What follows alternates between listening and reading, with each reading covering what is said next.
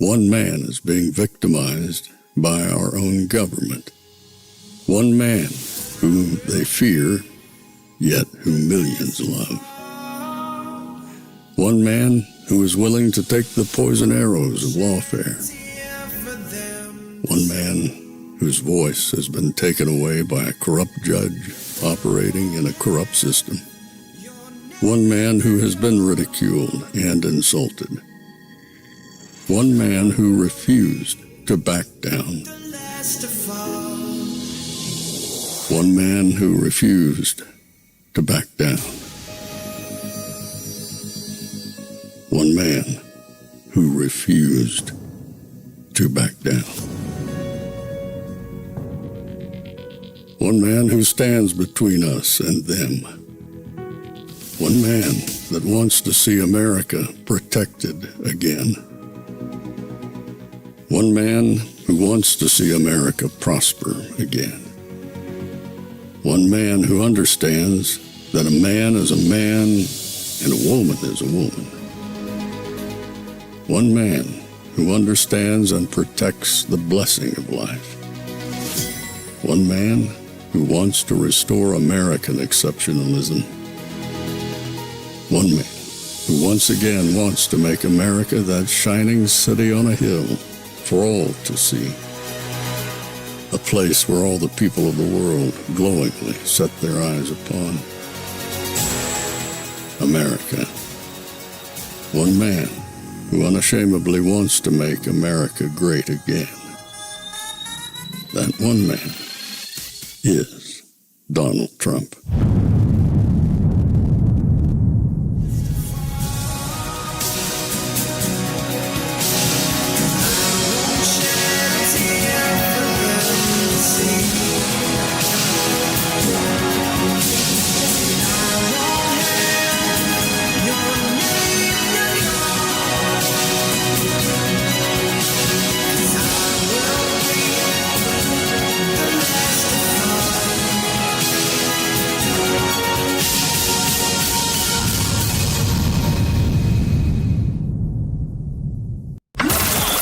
This is Fanfare with Barry Cunningham. What's up, everybody? I'm getting really used to this background fill that I can change on a moment's notice. I can actually have anything I want in the background, and I'm kind of liking that. I'm kind of liking it not having to have the same old thing every single day. I like it. I like it. In any event, welcome to the evening show. Tonight I had planned on doing something different. My plan was, let's not really talk news. Let's just, enjoy the festivities. I'm pretty sure YouTube is going to bang me because from what I understand tonight, it's going to be President Trump and Melania, and they're going to have music and different guests and everything else, and that should be pretty awesome. So we're just waiting for that to come up, and we will, as soon as that comes up, we will play it. But in the interim, there has been some, as we know, there was good news with the January 6th pipe bomber. Well, I guess we're in a situation where we have to take the bad with the good. Don't know what's going on with our judicial system at this point.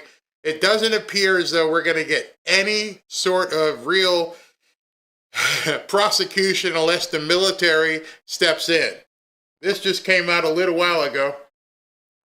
Federal grand jury in Norfolk, Virginia, has refused to re-indict disgraced New York Attorney General Letitia James for her blatant mortgage fraud. Total BS. Democrats have successfully hijacked and destroyed our judicial system. James even pretended like she was married to her own father on the mortgage application for a better rate. I don't know where we go from here. These people have poisoned the judiciary. Nothing changed, just so you know, nothing at all changed from the first indictment to the second indictment in relation to the case. But that's not good enough. Because Lindsay Halligan was taken off the case, they have decided, well, the whole thing must be just trash. Let's just throw away. So as of right now, mortgage fraud is open for anybody. If the New York Attorney General can't get convicted for lying on a mortgage application, how are you going to get convicted? Unless, of course, they find out you're MAGA, and that's probably what they will do. It's just, it's beyond me. And then there's something else. It's not bad news, but I'm wondering if this January 6th bomber story is going to leave the news rather quickly. I don't want to put it up because I don't want the people here getting pissed off at me. But it seems that Mr. Cole, the arrested pipe bomber, is a black man. Now, that doesn't matter. People commit crimes. They're black and white. Everybody commits crimes. I'm not talking about that having anything to do with it. I'm not talking about the fact that the government had a tax lien on his house or his parents' house and they were going to take their $700,000 house. I don't want to talk about that. I don't want to talk about how his call logs over the last 4 years have been available to the FBI and they didn't arrest him. Let's not talk about that. No, we don't want to go into that. Let's just make this go away really quick. Doesn't matter. We found out he's black, and if he's black, it's off limits. You can't talk about it. You can't talk about it anymore. You can't make this stuff up. What we're living through right now is an absolute nightmare. And it's like, I don't know, we're waiting for something to change the scene. Somebody is scripted. Let me just show you this. What's the guy's name? The attorney that is going to be representing him.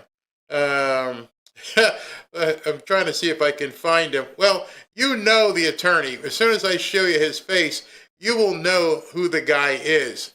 Because he's been in he's basically the new Al Sharpton. He represents everybody of a certain persuasion who gets in trouble.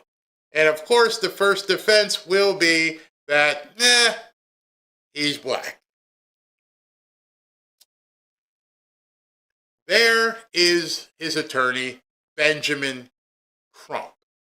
Benjamin Crump is now going to be the attorney for the alleged, let's go with the legal term here, alleged pipe bomber. This is the guy that they want showing up and defending someone who allegedly tried to blow up both the DNC and the RNC. I don't know anything about it. All I know is his family was getting their house repossessed. It would probably been a foreclosure. All I know is he's kind of light in the shoes, if you know what I mean, and I think you do. They live in a $700,000 house. There's all kinds of searches right now that tie him to Antifa. All these things, but it doesn't matter because he's black, so you're going to have to let it go. You've just learned that Letitia James did not get indicted for mortgage fraud. I don't know, maybe I should turn to a life of crime. It doesn't seem like we can ever go to jail. I know this is probably pissing you guys off. Pissing you guys off big time. I have a video. Actually, I've got a long video. I don't know when President Trump will start. They're usually late, so maybe I can get this in. But this is pretty interesting.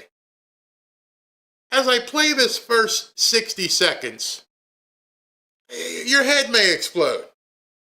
The question that the guy asks in the video seems to be a pretty easy question to answer. Now, let's listen. But I gotta tell you, it kind of makes me, looking at this crowd doing a victory lap, when all the senior FBI officials across all key divisions have been fired for political purposes, when in some field offices up to 45% of the FBI officers who are doing things like counter-espionage and cyber have been assigned to do immigration cases.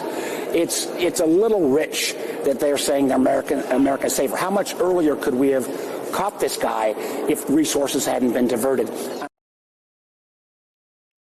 case you don't know, this is Mark Warner, the senator from the state where the guy just got arrested, and is asking the news people, I just have a question, how much sooner could we have caught this guy if you had 4 or 5 years? Pam Bondi and Kash Patel didn't take office until January, early February. the question you're asking, you should go ask your people. You should go ask Joe Biden and Merrick Garland and Christopher Wray. A question I got to ask is, why didn't we do it sooner? We all been asking you that. And now you're completely inept to the point where you're asking it? I hope it would also remind folks that on January 6th, I was here at the Capitol on January 6th. It was an ugly, awful day. And this administration and this president basically pardoned all the perpetrators. You know, it's that kind of picking and choosing of facts from this crowd that makes me a little bit crazy. Now to the question of, what do the pardon of the J6ers what does it have to do? How is it even remotely tied into the fact that this guy has been arrested as the pipe bomber? How do you even take that leap? Well, I'll tell you how they take that leap, because they don't want you talking about this. This is what they're going to, you're seeing it right now as it comes together. Young black man out of North Virginia, I think it's North Virginia, yeah, outside of Washington. You know, he had some problems, and he didn't mean it to put these bombs. Didn't hurt anybody, and you know, Trump and Kash Patel should have arrested him a long time ago. So while we're waiting for President Trump to come on, I do have something for you to take a listen to. Kash Patel ran from the press conference he had with Pam Bondi, and he did a pre-scheduled interview with Donald Trump Jr. And he just happened to have, Donald Trump Jr. just happened to have Kash Patel booked today. And so he hit the mother load. He got Kash Patel in an interview today, right after the announcement. So we're going to play some of this. We're going to let you hear it. Hopefully we can get through it before the thing starts. And if it starts, then we'll go ahead and jump, obviously. But take a listen. Hey, Don, it's great to be here. Oh, and by the way, there's a little bit of a sync issue with this video. So it looks like an old kung fu movie at times. But other than that, you're going to get the gist of things. Sitting here in the White House, I just left the Justice Department to make this really momentous announcement for accountability here and to show the world what this FBI can do. Well, I love hearing that. It's a big deal. I've talked about this bombing for a while. I know we were going to talk about basically everything else that was going on today. This just worked out. So this was the first interview, I guess, since the press conference. Yeah. But Kash, let's just get right into it, because I know you're obviously scrambling a little bit right now also with everything going on. What can you tell us about the timeline of this investigation and what led to this arrest, and how you conducted this in a much smarter, more serious way than the previous leadership at the FBI? Yeah, let me try to take that in reverse. So, Don, as you know, the weaponization of law enforcement is not just based on offensive operations like Arctic Frost and Russiagate, which we're also working on, but also on the defensive posture of silence. And in this instance, the prior administration had the same exact information that this FBI had access to and chose not to put the resources on target to go out and find this individual, as you said, who wanted to blow up Americans at both the RNC and DNC at the United States Capitol, at the heart of our democracy. Why they didn't want to do that is a question for them, but it was an intentional failure. When Deputy Director Bongino and I got here, we said, this is a case of high priority, because this individual threatened so many American lives and disrupted and caused so much chaos. So what we did was, we went back to good old-fashioned cop work. We said, let's reevaluate every single piece of evidence. Don, 3 million lines of evidence were reviewed by the FBI agents and the interagency during this 6-month, 7-month process here. We brought in experts from around the country, and we also said, hey, we've got capabilities that weren't applied before for whatever reason. And Deputy Director Bongino spearheaded this mission and said, we're going to apply them all. We are not going to leave any single line of evidence unturned. And what happened is what happens in any good casework, where cops are doing what they're supposed to be doing and FBI agents are doing what they're supposed to be doing. We found the evidence. We executed search warrants along the way, hit legal process, developed leads, went out and had suspects that we thought were part of it and weren't part of it, as we always do in investigations, and came to this position we are here at today, where this individual who's now alleged to be responsible for the pipe bomber, has been definitively shown to be the individual under the charging position of the Department of Justice. Yeah, I mean, we've definitely seen that sort of silence about things they don't want to talk about. I know we've spoken about this since January 6th, 2020. But, I never understood how this could just disappear. I mean, 2 pipe bombs targeting the headquarters of the Republican Party, targeting the headquarters of the Democrat Party. I can understand maybe the media ignoring targets on the Republicans because, again, their silence is golden and they only report on that. But I mean, that to me is a far greater threat than any of the nonsense, a grandma taking a selfie inside of January 6th, and yet it just disappeared. It's almost like that was the backup plan if they didn't get what they wanted out of January 6th, which to me seems like a very clear setup operation. And look, you're absolutely right. Thanks to President Trump's sweeping victory and mandate for accountability across all sectors of law enforcement, especially those that harm Washington, D.C. and our elected leadership and American lives visiting our nation's capital, we just went at it with the same approach that we go after every single case this FBI handles. No resource will be spared. No agent or analyst or staff support will be spared. These guys worked literally around the clock for the last 6, 7, 8 months producing these lines of evidence, finding the leads. And you now know, based on the publication of the press conference, that yes, there were tips in there clues in there that we keyed in on, like the sneakers, like the height, like the appearance. And we refined those images. And we also used our brilliant CAS system. And what that is our cell phone analytic capability to go back and say, who was in the area? And also, why wasn't this discovered before? It's not like we recreated the cell phone data from 5 years ago. People just sat on it. And that's your point. They decided not to do anything. We took the opposite approach. And look where we are today. We arrested the January 6th pipe bomber. So what else do we know about the suspect, Kash? I mean, and there were some other, false reports a few weeks ago identifying someone else. Did those reports have any impact on the timing of this arrest? Zero. We don't base our reporting, our investigations, and our arrest based on timelines of baseless reporting. We present the evidence with our partners at the Department of Justice for prosecution when we meet the evidentiary threshold that was necessary. And that's what we did here. And I got to remind the audience here, remember, this individual was 25, Don, at the time that he placed the pipe bombs. That's a young person. And we have to go out there and map not just his network, but we also have to go out there on days like today when we hit the house and we hit his place of work. We have to go out there and carefully make sure that those houses and buildings are safeguarded so that our workers and our bomb techs and our evidence response team can go in there and collect the necessary evidence for the prosecution that the U.S. Attorney's Office needs. So we're developing more and more the suspects in custody. We've spoken to them. Of course, I can't get into the information that's being provided as a result of the search warrant of those conversations. We'll make those present in the judicial process, but we're confident in our ability of executing for the American people. So, obviously there's been a lot of noise surrounding the case. The Biden FBI didn't seem to even want to find the guy at all. I mean, they certainly didn't talk about it. Neither did the media.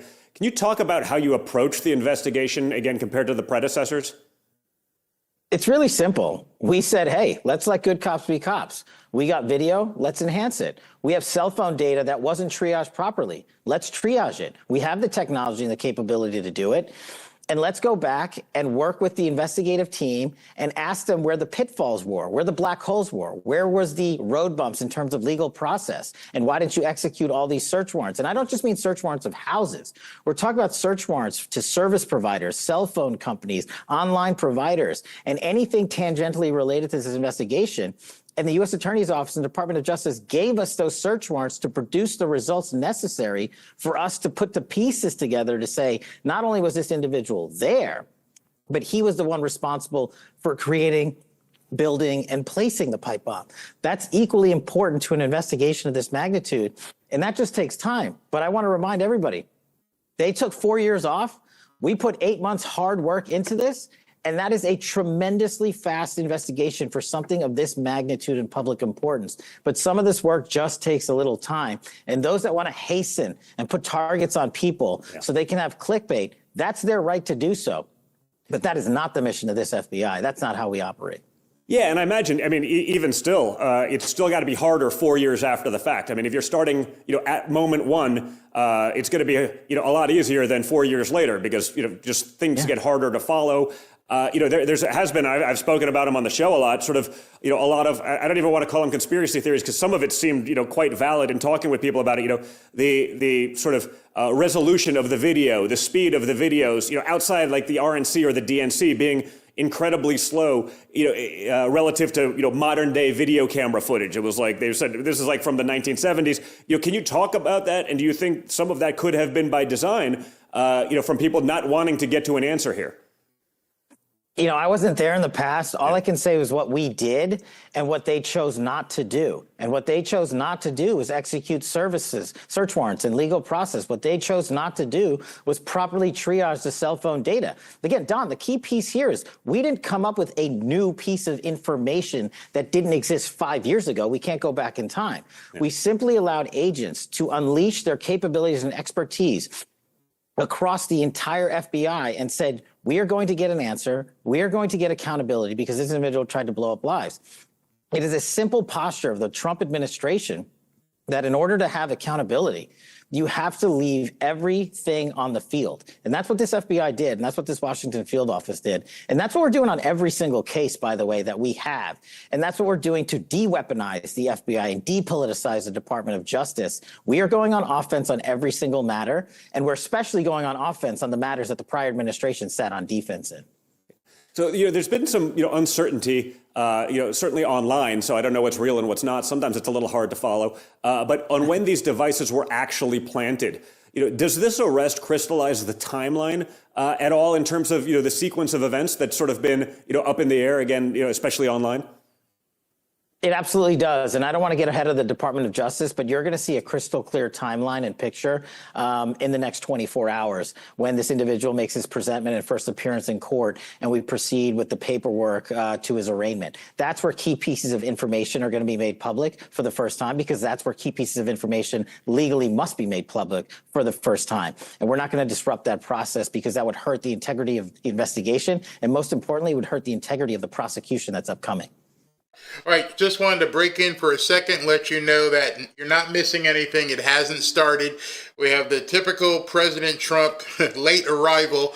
They were supposed to start at 6 o'clock. It's 6:25 right now. You're not going to miss anything. As soon as they come out and turn everything on, I will definitely jump over. It looks like it's going to be a nice big crowd as well that's going to be there. So just hang on.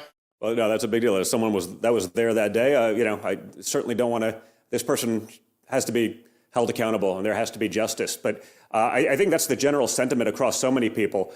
Will there ever be a look back on the way, perhaps your predecessors or other people in the FBI handled this to question those methods and motives? Again, the fact that it disappeared, from the news basically the second, January 6th happened and was never brought back up again, even in the months following. It seems odd. And I mean, it seems like something that people would want answers to. Will there be a review process on how this was conducted differently, how you guys could do this, 4 years later and in, 8 or 9 months, actually come up with a suspect versus the prior administration having 4 years, a more immediate timeline, being able to go right into it, having the immediacy of that, or, even the fact that they just didn't care, doesn't that say so much about the weaponization of justice in America today? Absolutely. And I think you're going to see it on parallel tracks. What you're going to see is as this case presents itself in court, you're going to see where we were able to collect the evidence and make the case against this suspect. And then common sense journalism and investigators are going to be able to look at it and say, why did these people do X, Y, and Z 4 or 5 years ago? That's going to make itself self-apparent. But what we're doing at this FBI is also we have replaced this entire leadership cadre. We have pushed out 1,000 agents into the field. There is a reason this FBI has 25,000 violent offenders arrested this year alone. That's twice as many as last year. There's a reason that this FBI is going to deliver President Trump the lowest murder rate in modern history by double digits. There is a reason this FBI is out there crushing fentanyl, destroying narco traffickers, and making sure the homeland is safe and preventing spies from infiltrating our homeland and our way of life. That's what happens when you change leadership from the prior administration FBI who wanted to weaponize and politicize law enforcement to us President Trump and the Attorney General who want to just deliver law enforcement on every single front. And that's what we're doing. So you're going to see it in both lanes. Yeah, for the last few years, I've been talking, like, all I want for Christmas is an FBI that does, like, I don't know, FBI stuff. It seems that you're doing that. You mentioned sort of the general, things that are improving. Can you get into those stats specifically? Because I started seeing some of these numbers online, and it's actually incredible. I mean, it's really important for people to understand that you guys are actually making a difference these times, rather than, doing some of the, more woke nonsense the FBI seemed to be partaking in for the 4 years of the Biden administration. Okay, so they are coming out right now. Looks like some initial music. So we're just going to go with this, and then we'll come back and finish this on the backside. Happy holidays. Merry Christmas, America. Happy holidays and Merry Christmas, America. Welcome to the 103rd National Christmas Tree Lighting. This is so exciting, isn't it? Oh my gosh, absolutely. Hello, everybody. We are just a few steps away from the world's most famous house, getting ready to light up the world's most famous tree, and you can't top that. You cannot top that. I am so thrilled to be here with you, Gabby, at the White House and President's Park, where for over 100 years, this uniquely American tradition has brought our country together. And as we come together tonight, it's important to remember those who can't be here with us. So let's give a special moment of deep appreciation to all of our men and women in uniform serving this great nation around the world. And may they feel our gratitude for all that they give. Absolutely. That's right. We are so thankful. And now, ladies and gentlemen, the President of the United States, Donald J. Trump, and First Lady Melania Trump.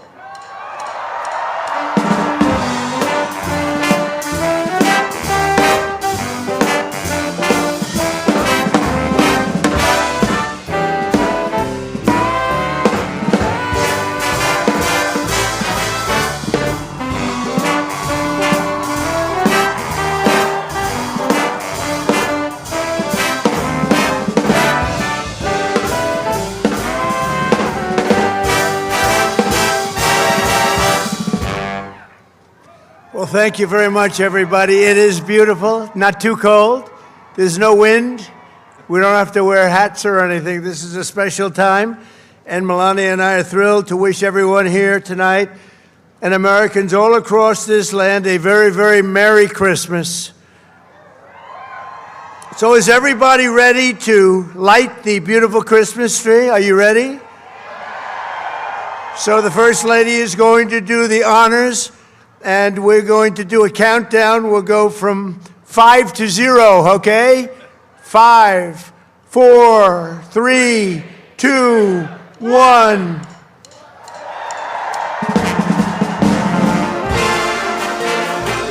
Honey.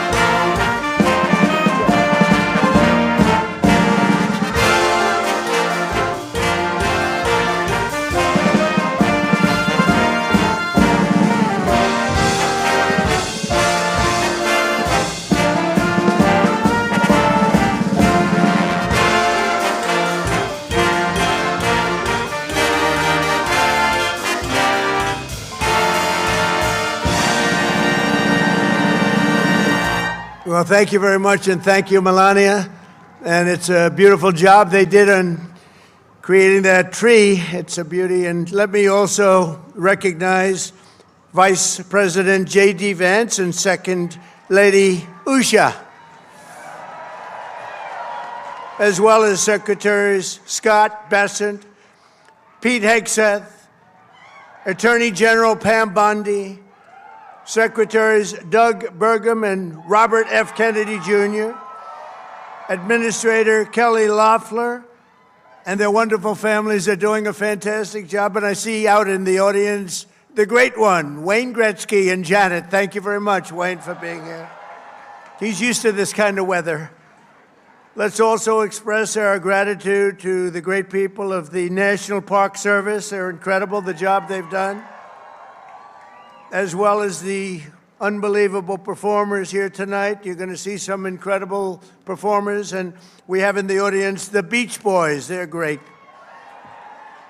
During this holy season, Christians everywhere rejoice at the miracle in Bethlehem more than 2,000 years ago when the Son of God, our Lord and Savior, Jesus Christ, came down from heaven to be with us. You're right. Full of grace and truth, he brought the gift of God's love into the world and the promise of salvation for every person and every nation. And we just settled another war today. You saw that with Rwanda and the Congo. It's been going on for 34 years. Millions of people killed. Could be 20 million. They don't know what the number is, and we just settled it today. That was a big one. We're very happy to announce it on this important day. Tonight, this beautiful evergreen tree glows bright on the dark and cold winter night and reminds us of the words of Gospel of John, "In him was life, and that life was the light of all mankind." Beautiful words. With the birth of Jesus, human history turned from night to day. His word and his example call us to love one another, to serve one another, and to honor the sacred truth that every child is specially made in the image of God. For 250 years, think of it, our country is 250 years. This is a big year. I'm so happy that our presidency was delayed. Otherwise, I'd be sitting home watching television, not being invited. I would be extremely upset. And remember, we have not only the 250 years, but this is a big one. We have the World Cup and we have the Olympics coming up, all within this 4-year period. See, if they didn't rig the election, I would have been sitting, can you imagine? I wouldn't have any of them. And I probably wouldn't have been invited. I would have been very upset by that. But America has stood tall in part because millions of our citizens have heeded that call, and the faith and service of Christians have been essential parts of America's strength from the very, very beginning. Incredible. We love the Christians. We love all religions. And by the way, religion is coming back to the USA. You see that very strongly. So this Christmas season, let me say thank you to everyone who serves the needy and lifts up the communities inspired by faith. Thank you to the police, law enforcement officers, first responders, ICE, and Border Patrol agents who risk their lives every day to defend the innocent, protect the good, and keep the evil and danger at bay. And thank you to the men and women of the United States military, including the brave heroes of our National Guard here in Washington, D.C., where we've set a record for lack of crime in 28 years. So I just want to say we have a great place, and I want to pay my highest respects to those two great guardsmen. You know who I'm talking about. They paid, in one case, the ultimate, and the other. Andrew is getting better. Sarah, unfortunately, is watching from a high, watching from heaven. Her parents are so incredible, and Andrew is hopefully getting better. He got hit hard defending us, and I just want to pay my respects to them, two incredible people.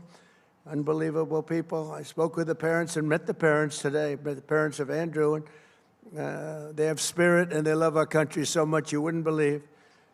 But as a nation, we have much to be grateful for. On this holiday season, our border is secure, our spirit is restored. Most secure border we've ever had in the history of our country. 7 months and nobody has come in illegally into our country. Nobody, not one. Our economy is thriving, inflation has stopped, our nation is strong, and America is back bigger and better, stronger, better than ever before. Think of it. And we're making peace all over the world. We're settling wars at levels that nobody's ever seen before. 8 of them. We're looking for one more. That's Russia, Ukraine, if that's possible. And I think we'll get there eventually. Last week, 8,000 soldiers killed. Last month, they had 27,000 soldiers needlessly killed. We got to get that stopped. We're working very hard on it. Just over 1 year ago, our country was in very, very serious trouble.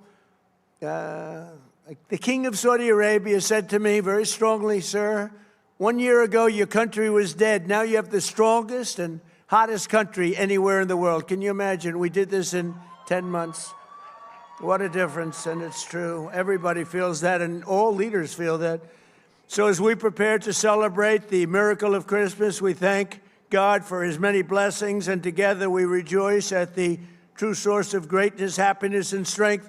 The good news is that glorious nights, 2,000 years ago, think of it, 2,000 years ago, it was indeed a glorious night. So I want to thank everybody here. I want to pay my deepest respect and love to all of our great citizens, like 350 million people. We love them all. Whether you like them or not, we love them all. We want to take care of everybody. We have to take care of everybody in our country. I want to wish everybody a very Merry Christmas and a Happy New Year, and have a good time. And you're going to see some great entertainment. Thank you very much, everybody. Merry Christmas, Happy Hanukkah, Happy New Year. Thank you, everybody. Thank you.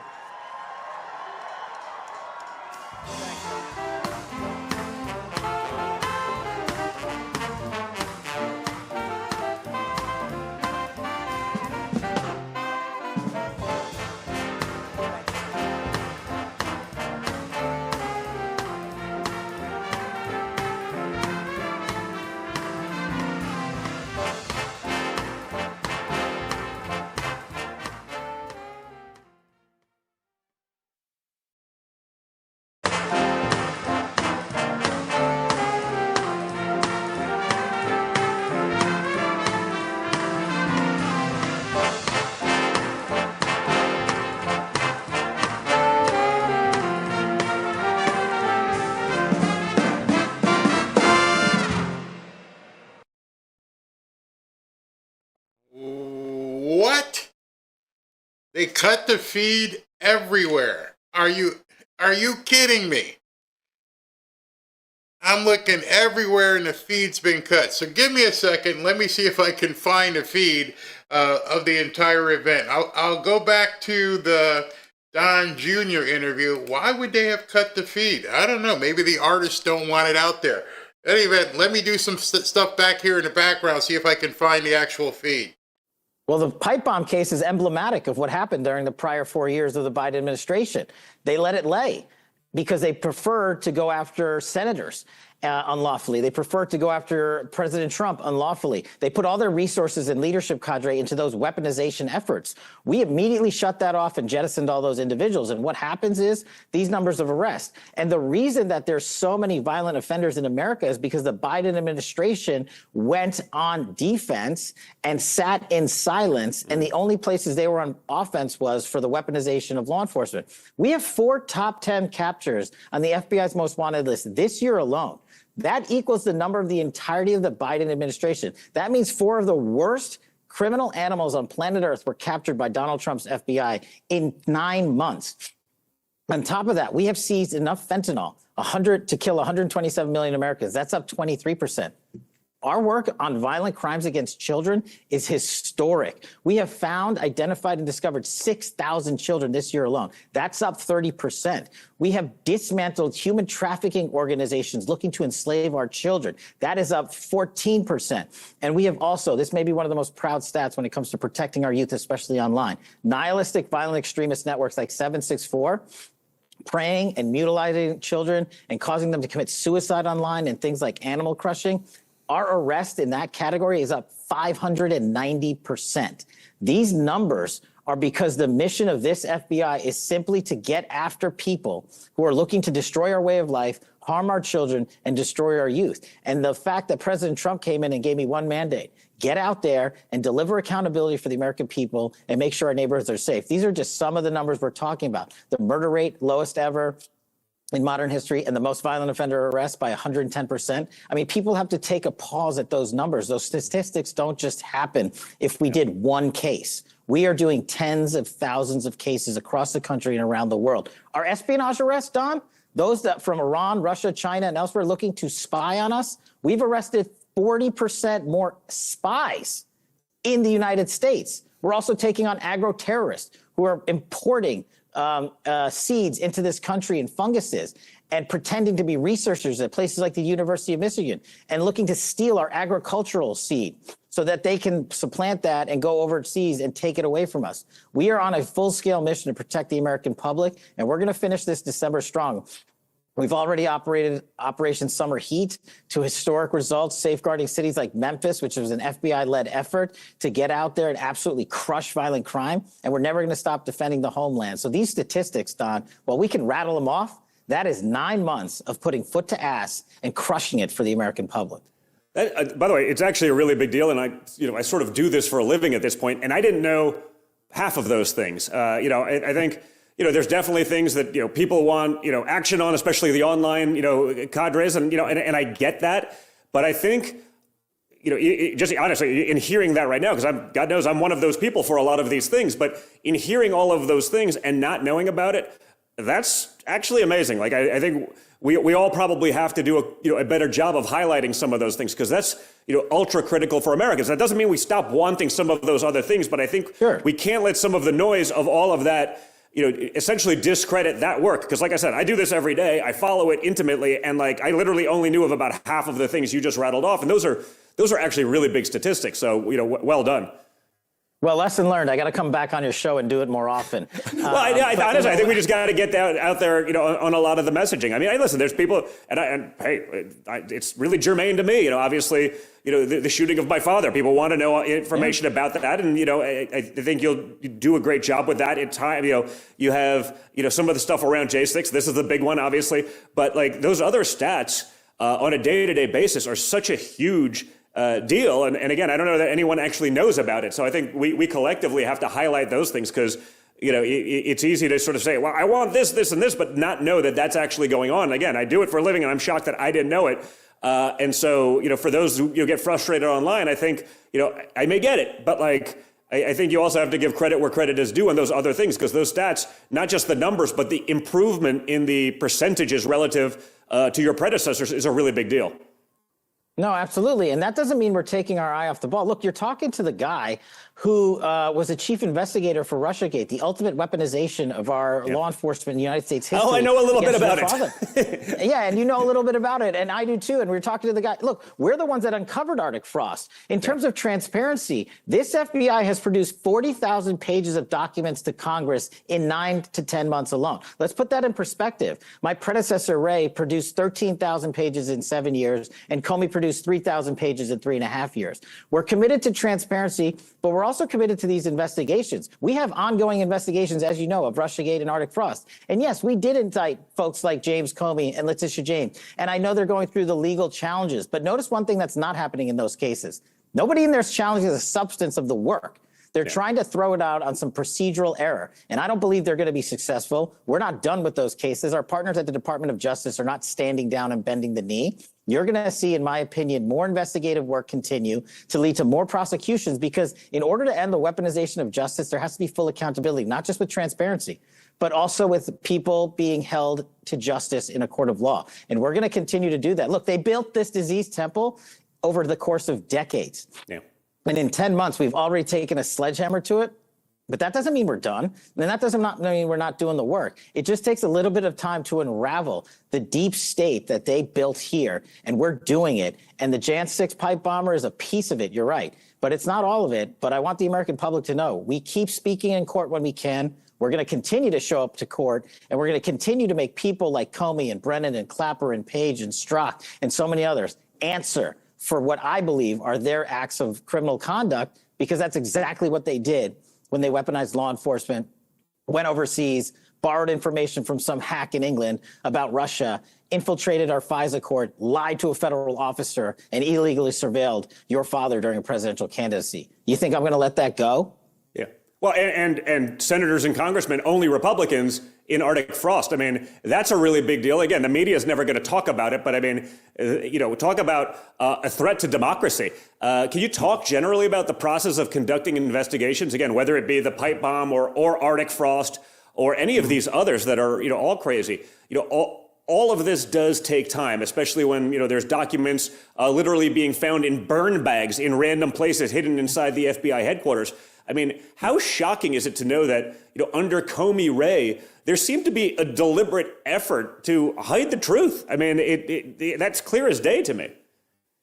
It was an arrogance. These people thought that we would never look or find these materials because they had it set for destruction or they put it away in some vault. Remember the Arctic Frost case, where they also targeted not just senators, but staffers, including myself, when I was done being a staffer.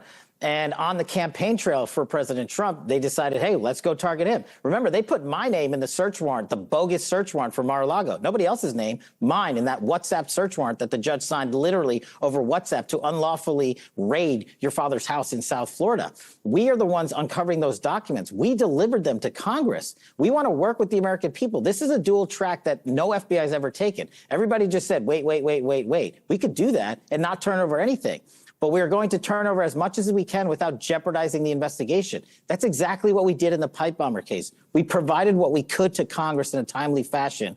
And now look at the moment where we have arrived today, an actual arrest, which is what every American wanted. And that's the balance that I have to strike for this FBI. And I get it. We get some heat for it in the online spaces, and that's okay. But look at the results, not just this result, but the historic results of the first year of the Trump presidency for the FBI. They are literally the best numbers the FBI has ever put up. And that's because we're moving agents out into the field by the thousands. We're giving ourselves a new headquarters building. We're saving the taxpayer $4 billion.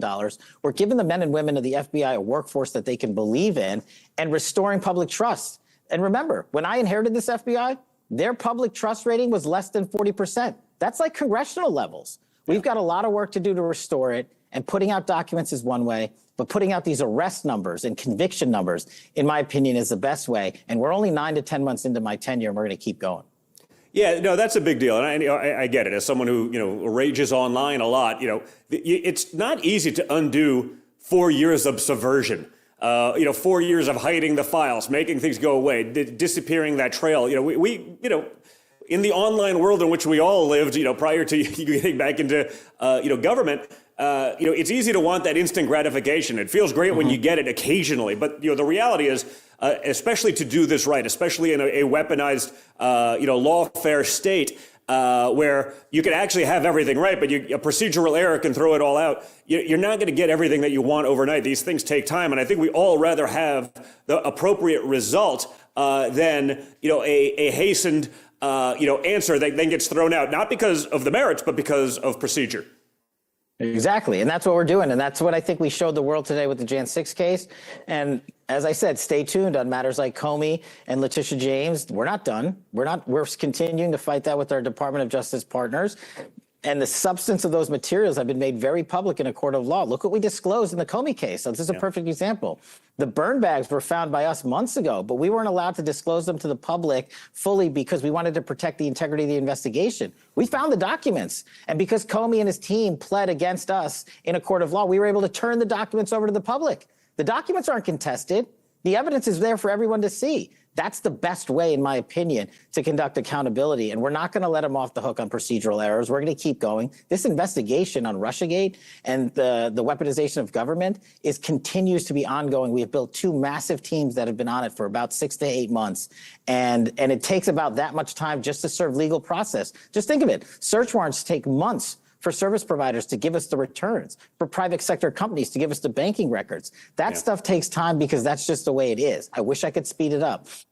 And the way we are speeding it up is by putting more manpower on it.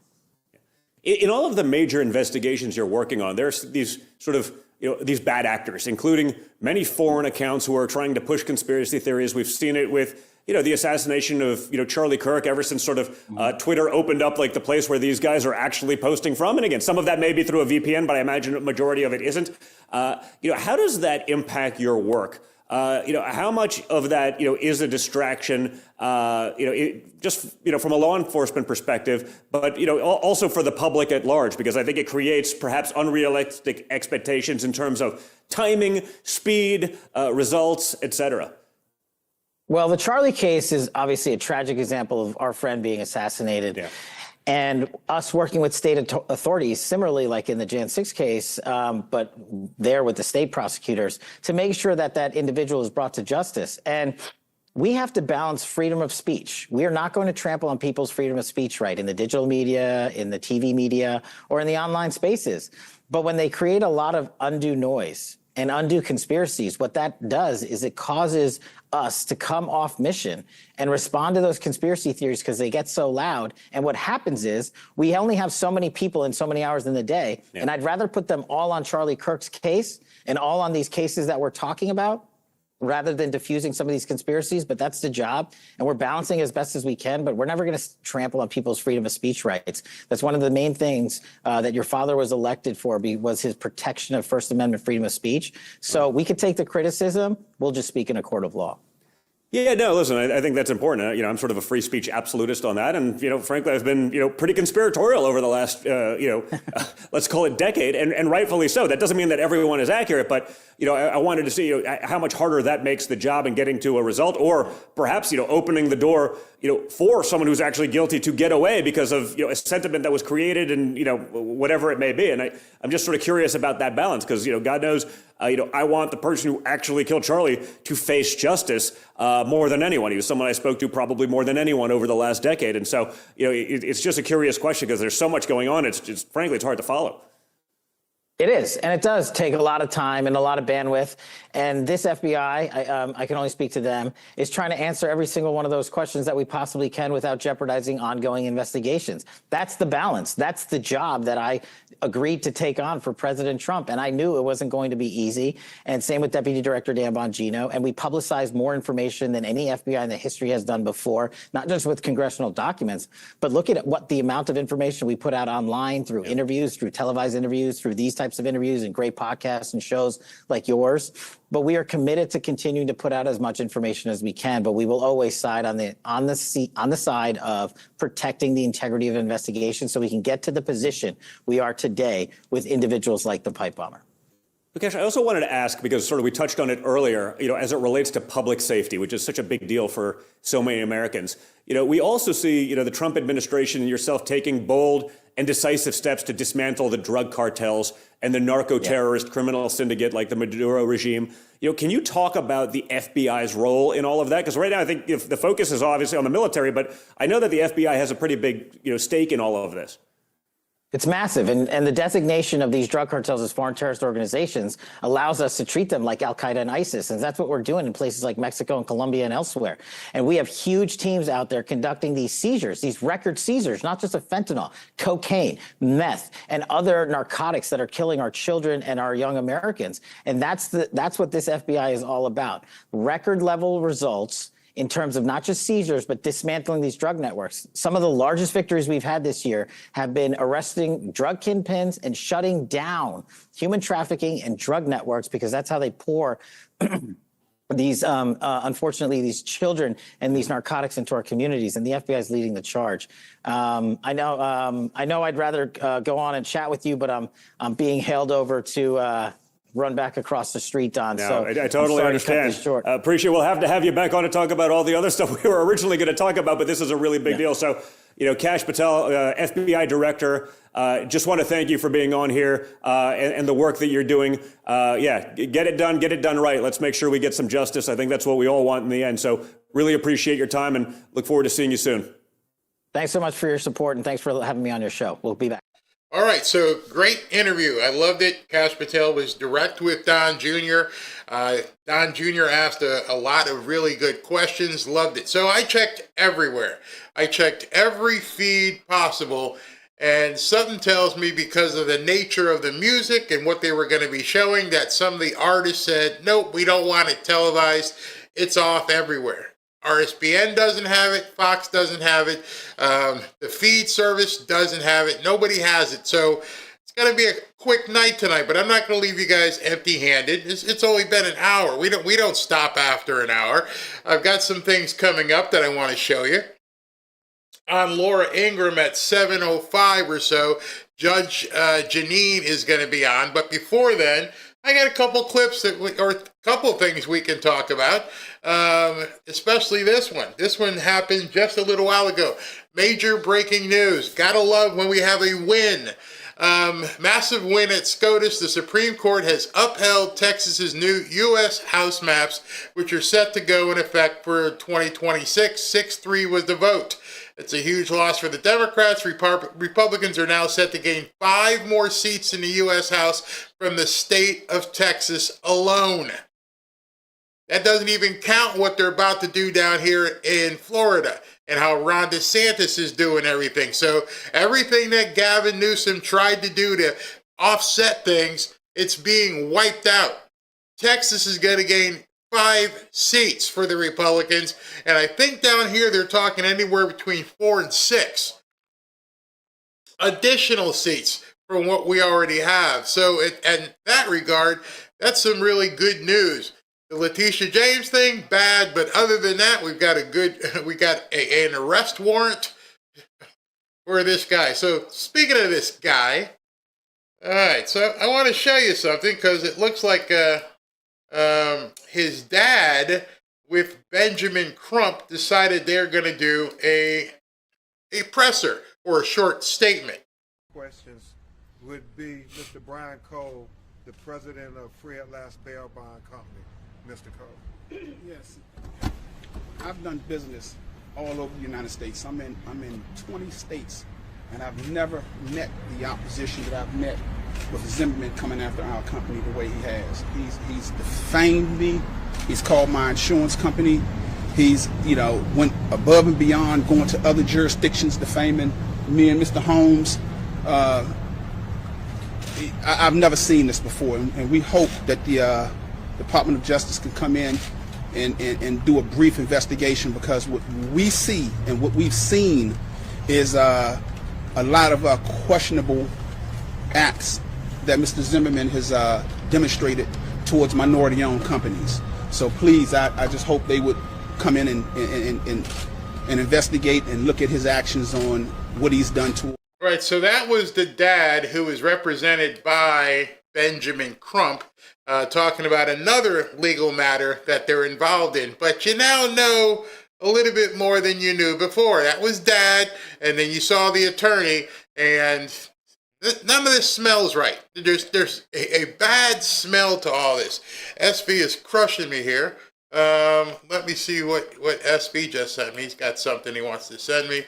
Please don't let it be about Candace Owens or anything. I can't show you this because the people in YouTube won't like it, but I can let you see the top part of it. Breaking: the U.S. military has just eviscerated yet another boat full of drugs headed to America, despite Democrats throwing a fit and whining. Boom. Trump and Hegseth are making it clear they don't give 2 craps about the Dems' fake outrage. Keep protecting Americans. You gotta wonder, are these people on suicide missions? If you know that there's an eye in the sky watching boats come off the coast of Venezuela, and those people are gonna hit a button, get vaporized, well, would you be getting in these boats? I mean, I wouldn't go nowhere near these boats. I don't know what the hell these people are doing. That's absolutely insane. But they just blew up another one. So we're getting to a point here where Trump and obviously Pete Hegseth don't care whatsoever what's going to happen. I'm good with that. I am absolutely good with that. All right, so what's this next cut that I have to show you?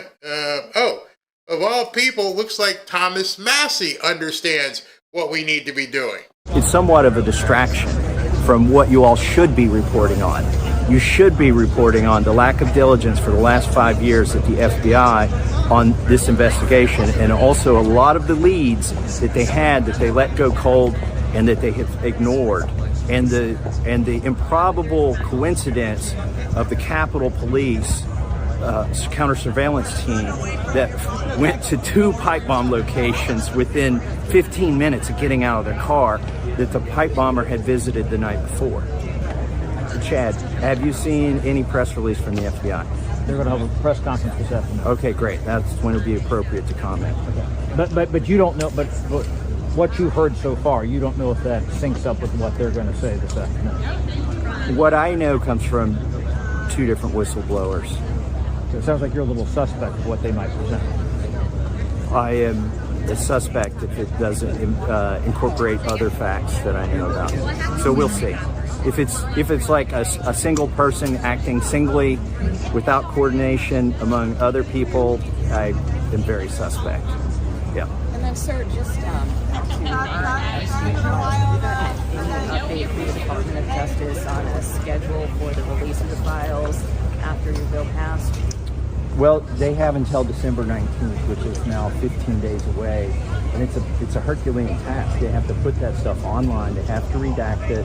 They have to redact any child sexual abuse material. They have to redact the victims' names, and they have to put it in a searchable format online for the public by December 19th, or else they are violating the law.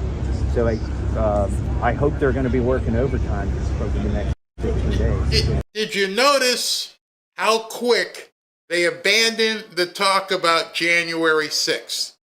He took one question about the January 6th pipe bomber, and they immediately pushed him to Epstein. Does it have anything to do with what I showed you, who the defendant it now is? They want nothing to do with this all of a sudden. Hey, got one question. Hey, what about Epstein? Epstein? Got more stuff about Epstein? They don't want to talk about it. But to be clear, you haven't gotten any updates from the department. No, and we have asked for a very specific update. Attorney General Bondi said that they're opening a new investigation in light of new information. And in my role on the Judiciary Committee, which has oversight over the DOJ and FBI, I have asked for a meeting where they will tell us what that new information is that they discovered that would justify reopening the Epstein investigation. Can I ask you a couple other questions here? You hear a lot of chatter now about them trying to do something on health care in the next couple of weeks. You know how that is bedeviled the Republicans for a while. In case you can't hear this question, here's another reporter, and he's talking about health care. Understand what you've seen. You've seen arguably one of the biggest arrests this year. The January 6th pipe bomber allegedly has been arrested. And the media wants no parts of this. They got first question, and then the next question was about Epstein, and the third question is about health care. How can you be ignoring this story? Well, it's kind of obvious. I led the show talking about it. They don't want to talk about it now. It's got to go away. I bet you it's not even going to be covered on some of the newscasts tonight. I bet you the liberal media tries to sweep this under the rug pretty fast. Oh, that's old news. We don't need to talk about that. And so Trump pushed it back to the front tonight by blowing up another boat, which is going to have these people just losing and going absolutely crazy. But nonetheless, right now at 7:04 p.m. on Thursday, you are seeing the media pivot away from the January 6th pipe bomb investigation very quickly. It's not even a topic they want to discuss. You have an opportunity to talk to somebody like Massey, who's not been, President Trump's compadre. He and him have battled for quite some time, but nonetheless, you don't want to even talk about the biggest story out there. Wow. Absolutely wow. Should there be any optimism that they can work out some sort of a compromise to address some of these subsidies or any sort of alternative plan by the end of the year? I'm not very optimistic. I think they'll kick the can down the road. The clock has run out, and that's almost their only option at this point. The question is, do they intend to do anything after they kick the can down the road? And I hope they do. I think Rand Paul has a lot of good ideas that he's been sharing with the president. We should offer some of those. Why does this issue continue to hamstring Republicans? Yeah. Why does it? Yeah, I mean, it's hamstrung them since 2009 when they passed the first bill. It's a pretty easy answer. The insurance companies love Obamacare, and the insurance companies are one of the biggest donors to Republicans and Democrats. Most of the people up here have no interest in actually fixing it because they're making too much money on not fixing it campaign-wise. Wow. No words. Nothing I can say. You're seeing it yourself, how they're just gravitating away from it as soon as possible. They do not want to discuss this. I mean, it's it's so obvious at this point that they just want to move away. So I'm waiting for Judge Jeanine to come on Fox. In the interim, I got, let's see how many different other cuts I have for you. I got one more cut from you. This is from The View today, where Stephen A. Smith decided to go on The View, and The View might have thought it was a home game, using a sports analogy, but it was anything but. Let me just remind you that Pete Hegseth said in 2016, I do think there have to be consequences for abject war crimes. If you're doing something that is just completely unlawful and ruthless, then there is a consequence for that. That's why the military said it won't follow unlawful orders from their commander-in-chief. Okay. Now, given the fact that the secretary himself said that, I'd love to give you the opportunity to perhaps change your position on what you said. I'm not changing a thing. Okay. I didn't stutter when I said it. You want to stay loud and wrong? Well, you could call it loud and wrong all you want to. You're entitled to your opinion. I'm entitled to mine. Okay. Here's the reality of the situation. First of all, I don't give a damn what Pete Hegseth has to say, because I will tell you right now, he was never qualified for the job. When you talk about DEI and eradicating that, excuse me, what was he doing hosting Fox News on the weekend, and all of a sudden he's the defense secretary? Right. Please, give me a break. I don't care what he has to say. Let me get that out the way. As it pertains to Mark Kelly, what I was talking about is military. What I did was get on the phone with family and friends who have served in the military. And I said, we're not civilians. This is not the court of law. You can be implicated for implying something if you are a former military member or you are a present military member. It wasn't what Mark Kelly said. It's the fact that he was a combat Navy pilot who served in the military, who would tell folks, ignore an order when it... All right, so I'm going to jump to Laura, because she's got Judge Jeanine on. A huge deal. Americans, I think, had begun to think this would never be solved. This case would never be, people would never feel good about this because of what happened. Explain the key piece of information in your mind that cracked this case.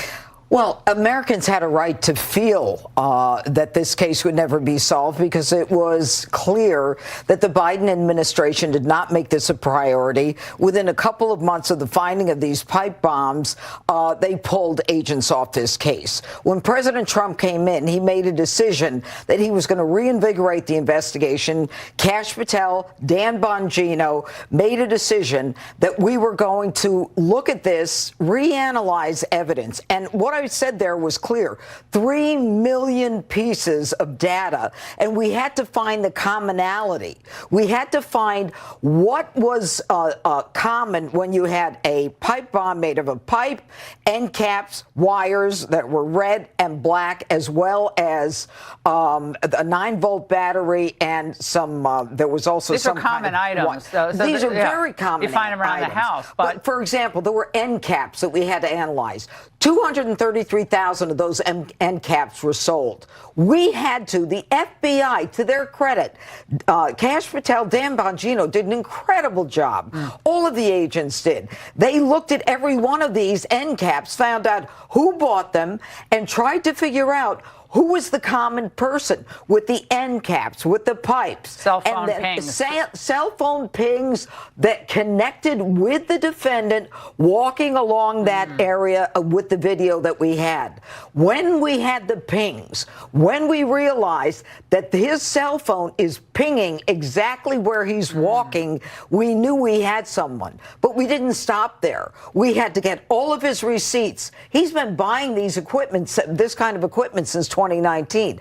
And by the way, this is a guy who kind of has a very low-key profile life. Yes. He lives with his mother, his family. Bail bondsman office. Bail bondsman that his father owns. He does very little.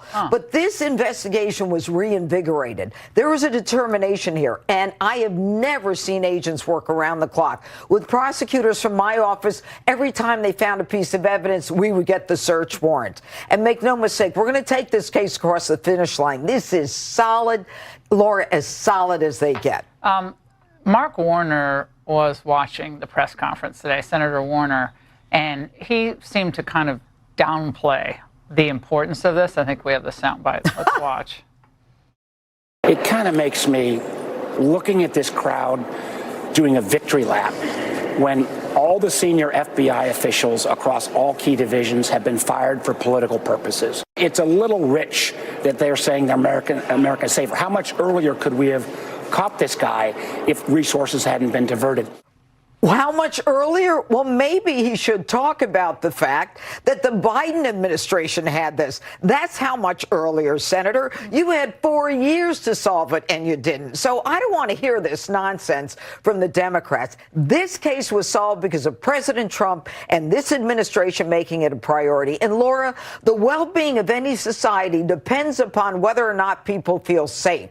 And people feel safe when we do and we will make the criminal accountable. And that's what we did. No one else did that. So don't allow politics to enter into this, other than if he wants to talk about Biden. I mean, that was just dumb. A stupid comment. He usually doesn't make comments that are that stupid, but that was pretty stupid. What else do we know about Brian Cole? I mean, the neighbors say that he liked to walk his Chihuahua dog, I guess. Yeah. He had a dog. We surveilled him. 2013 Virginia high school graduate. Right. Guess did not, as far as we know, didn't go to college. But do we know anything else about his social media habits or his political affiliation? Anything? Look, what I can tell you is that he was always wearing his headphones. He would take his dog out. He'd go to the 7-Eleven. He was very, as you say, low-key, low-profile. There wasn't a lot going on. His closest friends are his family. He lives with his mom and his sisters. He would go to work for a few hours a day. His father had a bail bondsman company. And he was just a very low-key person that you would never expect. Friends? Not a lot of social media. No, not a lot. No, any priors or prior no arrests? priors, no. So I mean, if I see this, I think someone who lived a lot online, maybe didn't have a big social circle. You're right. You're right. He's that quiet individual that you would never imagine could put a pipe bomb, put it together. And by the way, when we you went learn in that this on the morning, internet, by the way. You don't learn that usually in a book. But when the FBI went in this morning, they found a lot of other products and pieces for pipe bombs. Like what? Other pipes, other wires, other timers.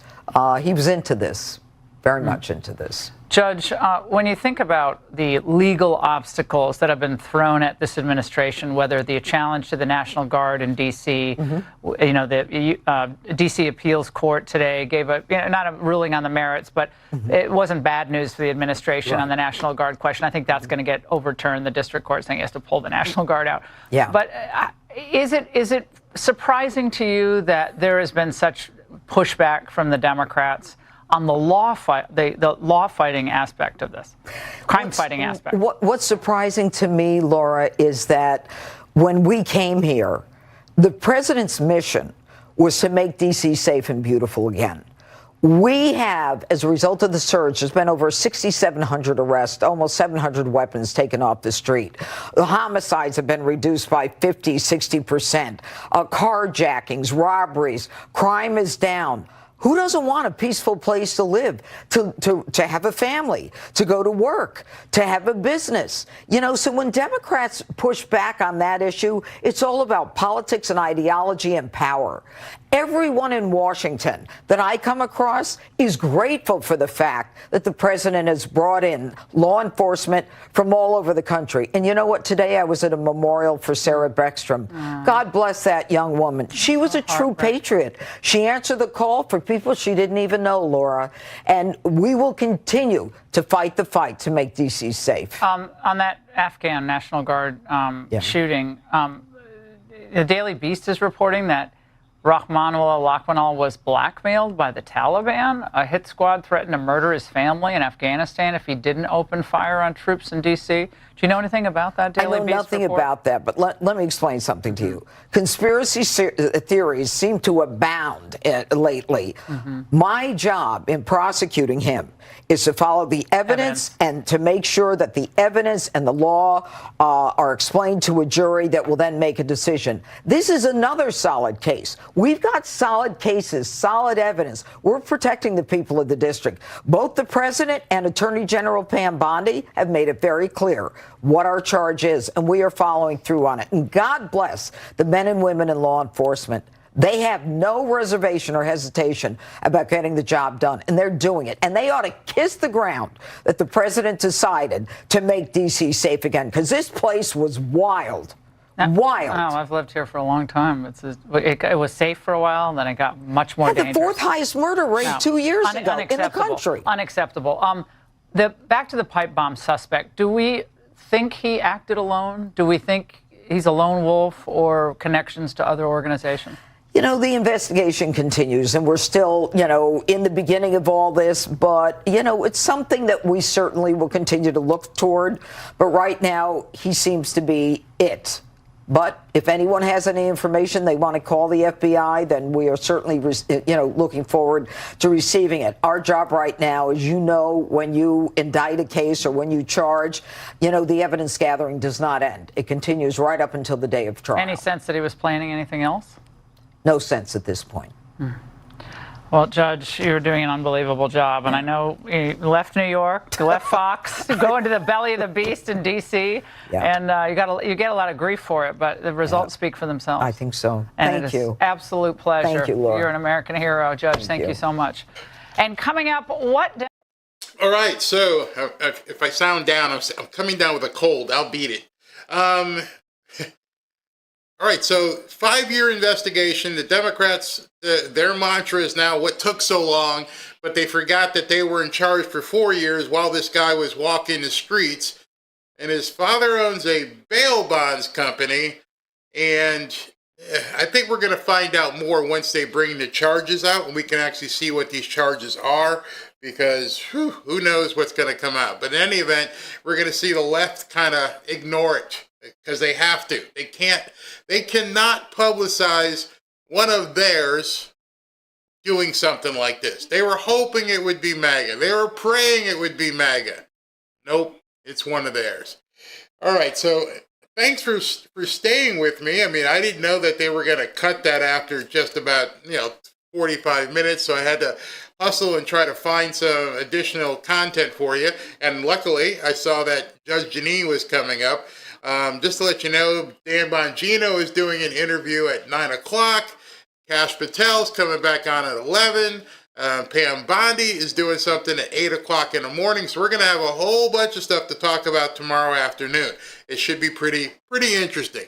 And that doesn't even count what President Trump is going to do. By the way, because of all this, the media completely ignored what happened with the Congo and Rwanda.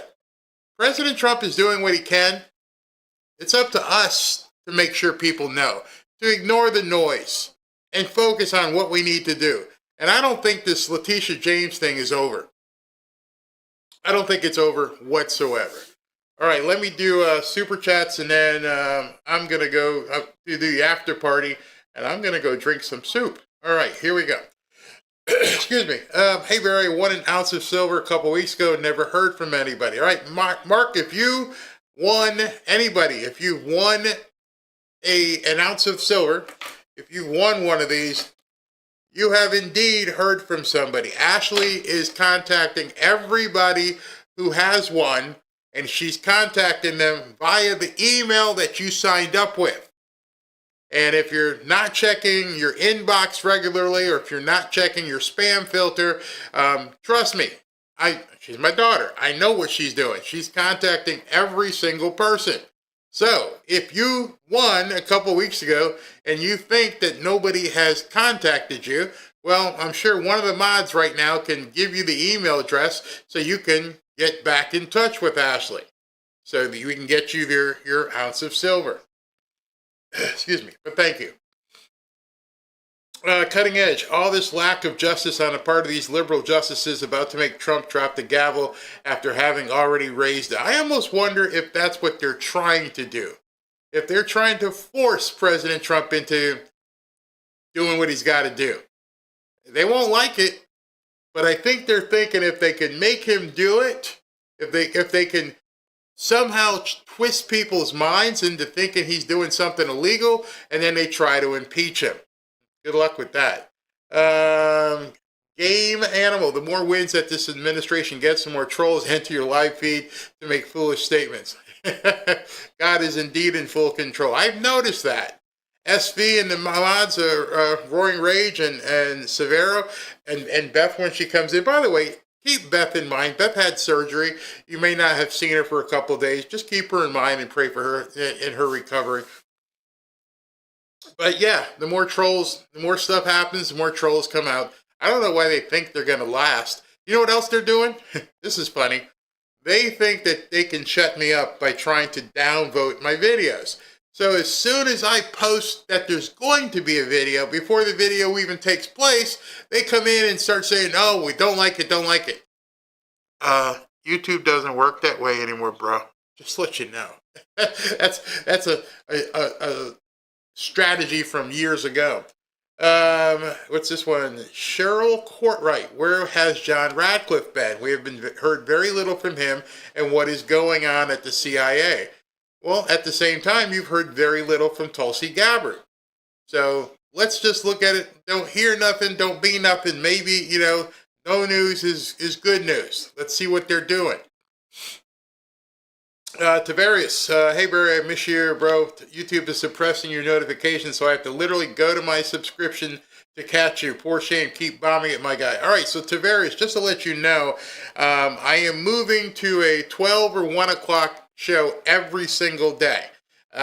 This week, today's Thursday, we've done 12 or 1 every single day. And I think today we went 12 as well. So all this week, I hit the 12 o'clock thing.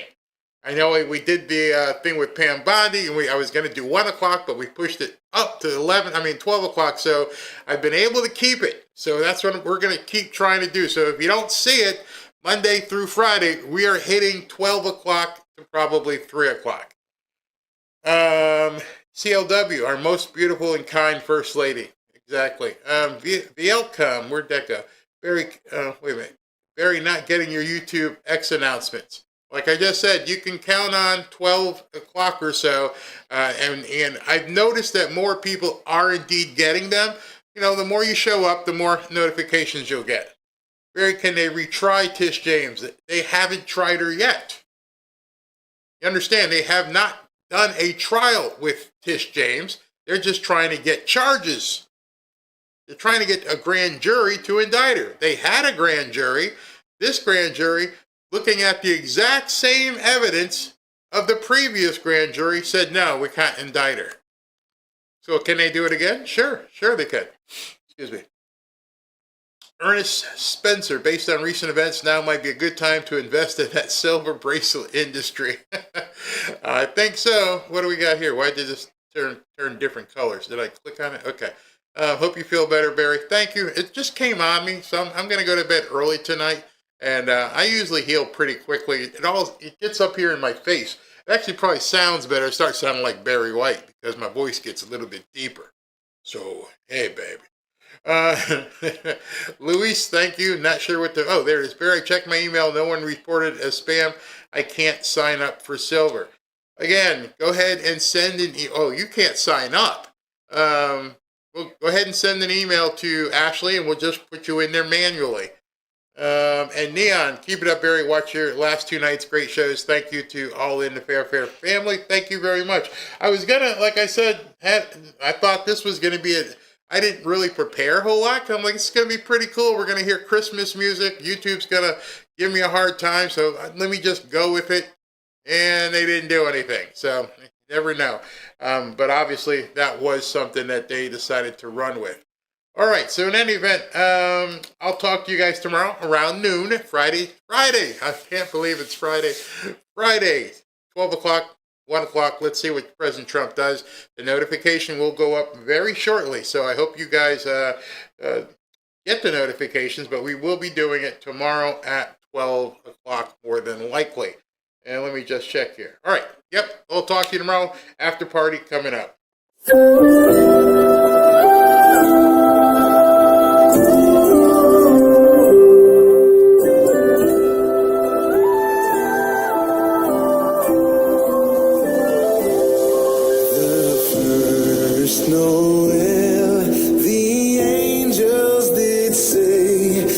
To certain poor shepherds in fields as they lay, in a fields where they lay,